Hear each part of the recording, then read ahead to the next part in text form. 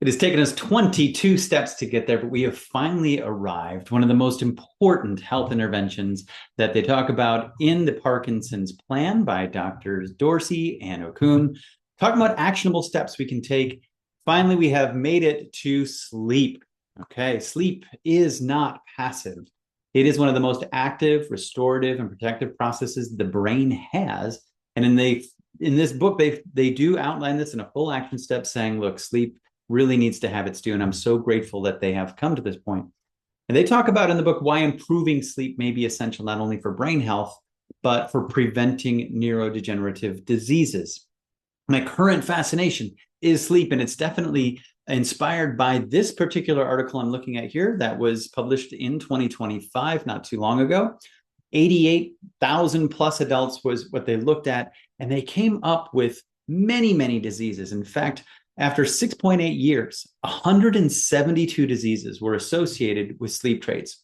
And among them, 42 showed at least double the disease risk. Now, as we go down a little bit further here, specifically, since we're talking about Parkinson's here, a total of 92 of these diseases had a greater than 20% burden attributable to sleep. And they write it right here, such as Parkinson's disease. Now, in the book, the authors talk about how sleep plays a critical role in clearing toxins from the brain. Things like the alpha-synuclein and the proteins that are strongly associated with Parkinson's disease.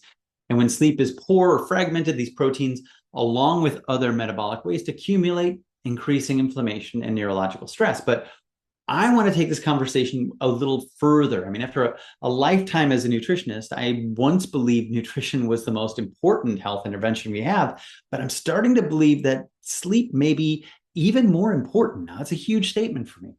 Yet through the years, and especially through working with individuals under stress or neurological burden, I've come to believe that this is an essential piece, let's put it that way, and maybe the most important healing intervention for the brain. Because without it, the brain can't detoxify. Inflammation is going to stay high. The nervous system stays in survival mode.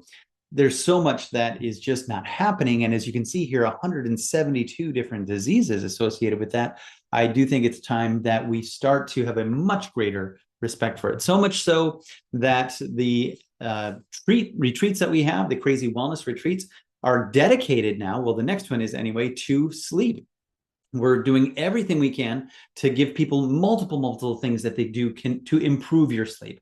I don't believe that there's only 5 things we can do to achieve perfect sleep, but I do believe that we have many opportunities to improve upon it. And I always want us to focus on what we can do and helping identify what each of us individually can do, even if in small amounts, to make a huge difference in our sleep.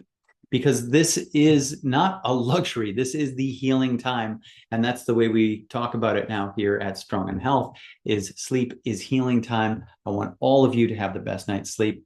And that is action step number 22. There's so much more we can dig into that specific topic, but we'll maybe create a whole list when it comes to, or a whole playlist when it comes to sleep for you to really get deeper into that.